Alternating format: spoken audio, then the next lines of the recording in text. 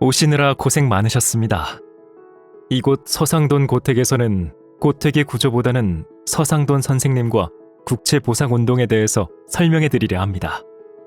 대구의 큰 어른이신 서상돈 선생님은 서학, 천주교를 신앙하던 가문이라 어린 시절부터 여러 곳을 이사 다녔다고 들었습니다. 그러다가 대구에 자리를 잡고 보부상으로 활동하며 부를 축적했죠. 대구는 낙동강을 끼고 있어 교통의 요지였는데 그러한 이점을 10분 활용한 것입니다. 잠시 탁지부에서 일하시다가 대구로 돌아온 선생은 성립학교며 달서 여학교를 세우는 데 참여했습니다. 돈을 어디에 써야 할지 알고 계신 분이죠. 무엇보다 만민공동회에 참여하시면서 나라의 재정에 문제가 있다는 것, 외세가 경제를 앞세워 국권을 침탈하려고 했다는 것을 잘 알고 계셨습니다. 그래서 처음에는 이 지역 조선 사람의 경제권을 지키기 위해 대구 농공은행의 설립에 참여했습니다. 맞습니다. 조선식상은행 대구지점이 원래 대구 농공은행이었죠. 하지만 일제가 1300만 원에 이르는 국채를 바탕으로 대한제국을 압박하자 그 유명한 국채보상운동을 전개하신 것입니다. 당시 일본은 대한제국에 차관을 제공하고 이자를 더하는 방식으로 1300만 원 정도의 빚이 생기게 하였습니다. 선생은 이로 인하여 일제의 침략이 심해질 수 있다고 보았습니다. 당시 1년에 70에서 100만 원의 적자를 보는 상황이었으니 원금조차 갚기 어렵다고 보신 거죠. 이러한 상황이 알려지자 대구 광문사의 서상돈, 김광재 선생이 국채를 갚을 구체적인 방안을 제시한 것입니다.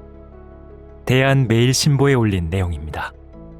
국채 1,300만 원은 바로 우리 대한제국의 존망에 직결되는 것으로 갚지 못하면 나라가 망할 것인데 국고로는 해결할 도리가 없으므로 2천만 인민들이 3개월 동안 흡연을 폐지하고 그 대금으로 국고를 갚아 국가의 위기를 구하자.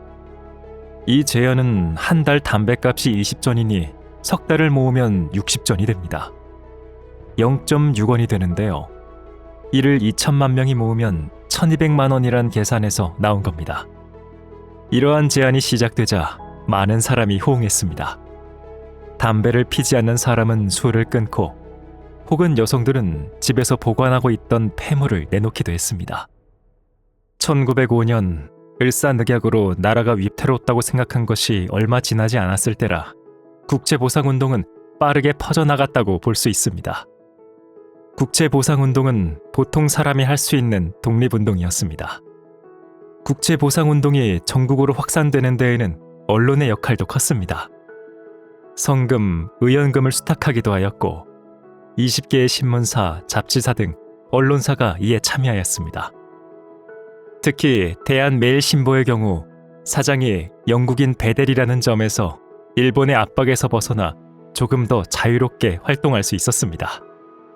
또한 국채보상운동과 관련하여 특별한 사연을 담은 인터뷰 기사가 실리면서 이에 자극을 받아 더 많은 사람들이 참여하는 경우가 늘어나기도 했고 국채보상운동에 참여한 사람의 단체, 명단이 신문에 실리면서 경쟁심도 작용하며 분위기가 더욱 뜨거워졌습니다. 물론 국채보상운동에 소극적이거나 혹은 반대하는 목소리도 있었습니다. 부자들은 의외로 참여하지 않았습니다. 국채보상운동에 참여한 사람의 수는 연구 결과에 따르면 전 국민의 4분의 1이 참여한 것으로 알려져 있습니다. 그러나 수탁액은 20-30만 원 선이었던 것은 거금을 낸 이가 많지 않았기 때문입니다. 또 이완용 등 친일파는 이러한 모금 활동으로 거금의 국채를 갚는 것은 불가능한 일이라고 목소리를 높이기도 했습니다. 무엇보다 통감부는 국채보상운동이 국권회복운동이며 일본을 배척하는 운동이라고 보아 방해 공작을 펼쳤습니다. 결국 국채보상운동 자체는 실패로 돌아가지만 많은 백성이 나라의 빚을 갚겠다고 주체적으로 나서는 과정에서 대한제국에 닥친 위기의 본질과 위기를 헤쳐나갈 방법을 막연하게나마 확인하게 되는 계기가 되었습니다. 일부 친일파를 제외하고 남녀노소 거의 모든 계층이 참여한 운동이라는 점에서 마치 1919년의 3.1운동을 보는 것과 같은 느낌을 주는데요. 두 사건이 11년에서 12년 차이밖에 나지 않는다는 점에서 어떤 영향을 주었는지 짐작할 수 있습니다. 그러고 보면 역사에서 성공인지 실패인지 평가하는 건 쉽지 않습니다. 그 경험이 기억 속에 남아있는 한 그 사건은 여전히 이어지고 있다고 보아야 할 것입니다. 이러한 거대한 운동을 시작한 서상돈 선생님의 고택. 아담하지만 역사의 큰 물줄기가 여기에서 퍼져나갔다고 생각하니 이 공간이 예사롭게 느껴지지 않습니다. 자, 이제 바로 옆에 있는 이상화 시인의 집으로 가겠습니다. 대구 근대문화거리의 여정은 계속됩니다.